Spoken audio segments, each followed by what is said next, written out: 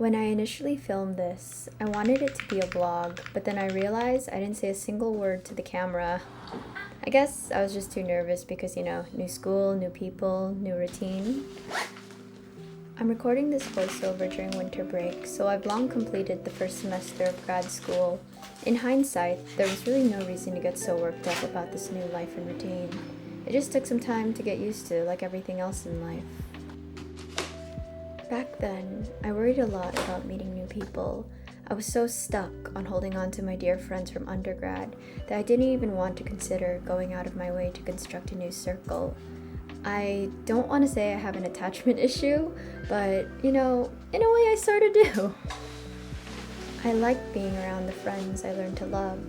During my undergrad, I had very few friends, and those that did reach my inner circle, I was keen on holding on to. I was afraid that meeting new people might just loosen my grip on my old friends, and then one day, those old friends will just slip away from me and we'll stop talking completely. My friends, they made me feel safe, but sometimes in life we have to learn to feel safe in our own skin because, in our early 20s, there are so many blind jumps around the corner, starting a new job, moving to a new city, or furthering your education like in my case. With this realization, I decided to say, you know what, screw it, I'm just not going to be a baby about it anymore.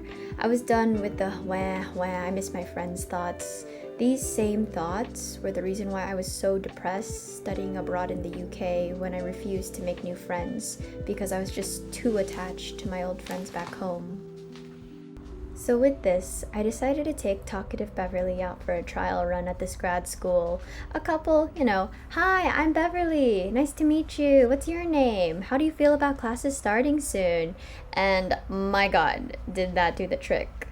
Looking back on when school first started, I would have never thought I'd be in such a huge group chat of some of the most fun people in my class. This group chat introduced me to some of the most down-to-earth, pure genius, and plain hilarious individuals out here. And even with all these new characters getting thrown into my life, I still held tight to those dear friends I met during undergrad. There's always room for people in your life if you let them. In terms of school, it is as expected, a lot of memorizing, applying, and assessing. The content itself is quite enjoyable, so I think we chose the right path so far as I can see. The work is hard, and sometimes disappointing yourself when an exam grade feels bad, but luckily it also helps you bond with other people. In all honesty, the learning during graduate school is a lot more intense. Reflecting back on the semester now, I really pushed myself academically, more so than undergrad I would say, where most of my school-related stresses came from research, which is in itself another invaluable experience that formed me into the type of leader and team member I am today. Group projects made a comeback, and being assigned to work with randos is a hit or miss, but you learn a lot about yourself and your pet peeves. As someone who has usually avoided confrontation and valued peace over productivity, it was interesting to see my character development. Nowadays, I'm a lot more direct and firm with what I want, and I am also no longer shy to make sure my voice is heard. I'm not sure when I became more of this outspoken person, but I'm glad I am. I remember back in undergrad, I was quite afraid of authority. I was scared that they would use their influence and power over me to make sure I could not succeed in a certain sector.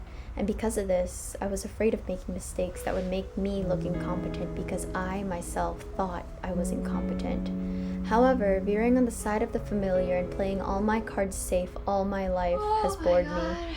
Little by little, I threw myself into random activities to learn more about what I could do. I did archery, and I was terrible. I did research, and that really pushed my academic and professional boundaries.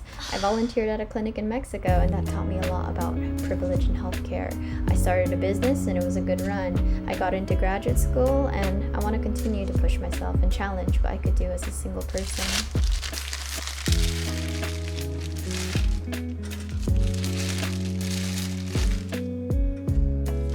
This drive and the people I meet along the way make it all worthwhile.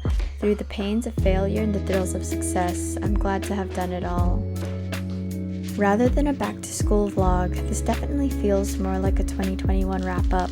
We were hit with a life-changing event back in the winter of 2019, and its consequences still grasp our lives today. Sometimes I wonder how different things would be if that had never occurred. Would I be the same? It's like the butterfly effect in a way. If alternate timelines were accessible, I would want to meet that Beverly, and I wonder if she too would have started a silly YouTube channel out of boredom. When I initially started this channel, I wasn't sure what direction I would take it, and to this day, I'm still not exactly sure. I just know that I'm a really nostalgic person, and watching these videos help me relive memories and appreciate the people the way they were in that moment. It's also entertaining to see just how plain cringy I am sometimes, because I don't realize it. I'm going to continue posting videos where I can, but I got a lot on my plate outside of what you see online. 2021 was a wild year. Graduating university, starting my doctorate and maybe master's, meeting new friends, and seeing old ones in a new light. It's crazy.